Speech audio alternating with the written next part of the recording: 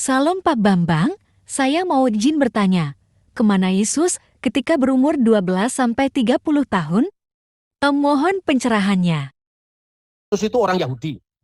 Galatia pasal 4 dan 4 jelas mengatakan setelah genap waktunya Allah telah mengutus putranya yang lahir dari seorang perempuan dan taat pada hukum Taurat. Nah, taat pada hukum Taurat itu artinya apa? Yesus datang melakukan Taurat untuk menggenapi Taurat.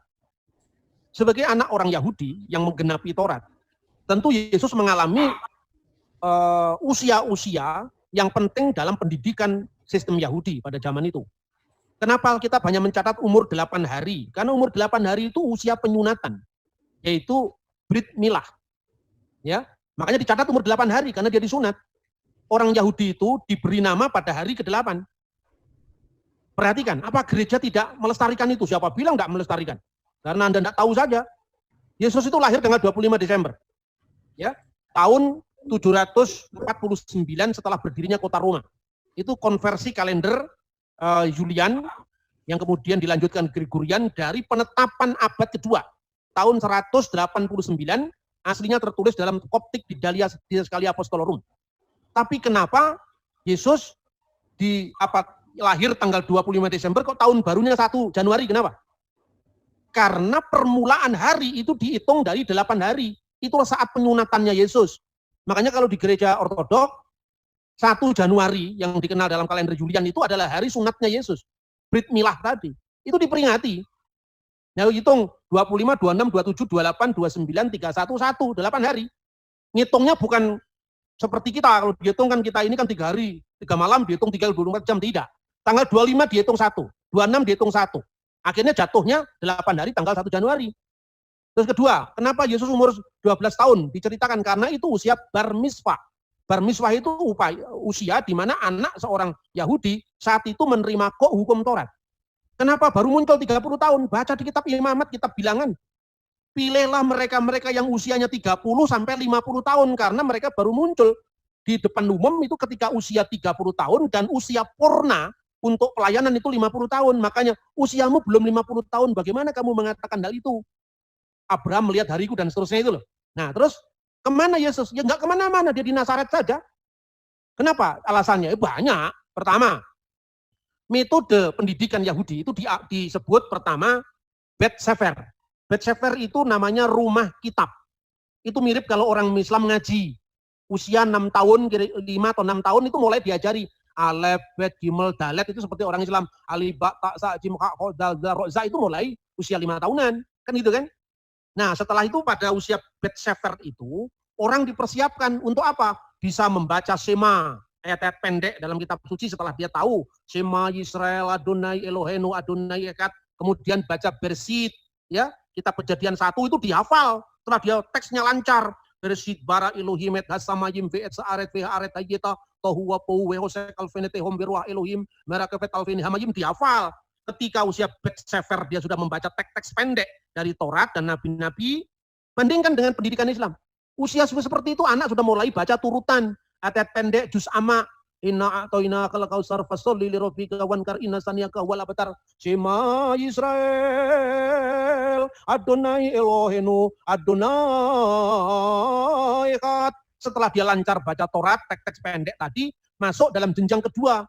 Kira-kira usianya sekitar 10 tahun sampai 12 tahun. Itu namanya Bet Talmud. Kenapa Bet Talmud? Mulai di situ dia bagaimana cara membuat sembahyang, membaca teks-teks yang namanya itu Sidurim. Sidurim itu buku-buku doa, sholat harian. Itu yang dilanjutkan dengan gereja ortodok, dengan yang namanya sholat 7 waktu. Itu meneruskan tradisi Sidurim. Ya, makanya di dalam gereja Koptik, gereja Syria itu ada Tuhfatur Ruqyah fi sholati fardiyah. Jam-jam sholat yang difardukan. Itu bukan dari Islam, itu dari gereja ortodok. Nah, setelah Talmud, itu untuk mempersiapkan dia usia 12 atau 13 tahun, dia bar mitzvah, lalu masuk di Bet Midras. Setelah Bet Midras, dia belajar, lalu usia 30 tahun baru dia boleh mengajar. Purnanya, orang dianggap matang secara rohani umur 50 tahun. Gitu loh. Makanya jelas Anda mencari sweet 17-nya Yesus, yang tidak ketemu pikiran orang Eropa atau Amerika untuk memandang Yesus yang jelas-jelas Yahudi. Tapi ingat, kalau sudah Yahudi begini, jangan mabuk Yahudi. Anda Kristen, ya, jangan lebih percaya Talmud ketimbang bapak-bapak gereja. Karena apa? Bagaimanapun juga Talmud itu sekalipun bernilai historis, tetapi dia ditulis orang-orang yang tidak percaya Yesus. Rasul sendiri melantik murid-muridnya yang dikenal dengan para apostolic fathers tadi. Seperti misalnya Petrus melantik muridnya Ignatius dari Antioquia dan Evodius. Petrus melantik yang namanya Linus di Roma.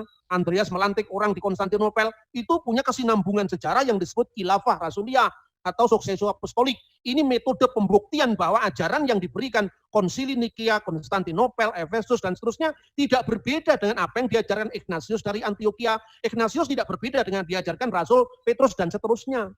Jadi itu, maka saya berikan peringatan, jangan kemudian kita ini lebih percaya pada sumber Talmud ketimbang bapak-bapak gereja. Akibatnya apa? Kristennya mogol. Mogol itu apa? Kristen tidak Kristen, Yahudi nggak diakui. Kan itu kan?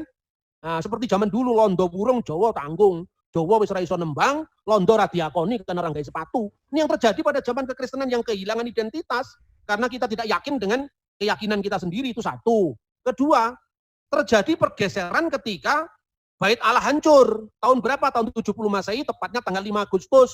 Kira-kira jam 4 sore ruangan Bait Allah itu terbakar dan dicatat di mana? Di Yosefus, sejarah kuno bangsa Yahudi. Dicatat di mana lagi? Di dokumen yang namanya adalah Megilot Ta'anit, gulungan puasa. Sampai tanggalnya, bulannya, jamnya itu ditulis loh. Secara rinci. Makanya kok Anda ini berpikirlah historis itu rugi sendiri gitu loh. Nah ini yang saya sampaikan. Maka sejak abad kedua awal abad pertama akhir ini muncullah konsili Yahudi di Yamnia. Sejak saat itu kekristenan ditolak. Makanya perlu direkonstruksi. Ini Yahudi yang mana yang Anda buat acuan ini? Kalau Yahudinya Tovia Singer, itu Yahudi mesin jahit itu nggak bisa dijadikan rujukan karena itu Yahudi modern. Makanya percaya dengan metode yang saya sampaikan tadi. Ketika bicara tentang keilahian Mesias, Qumran. Jangan hanya melihat catatan Yahudi di abad kedua Masehi ke atas. Itu saya kira ya. Begitu juga tentang itu, apa Beit Midrash. Berarti Yesus itu belajar dari rabi mana? Alkitab mengatakan, bagaimana dia memperoleh pengetahuan seperti tanpa belajar. Tanpa belajar bukan berarti Yesus buta huruf, tidak.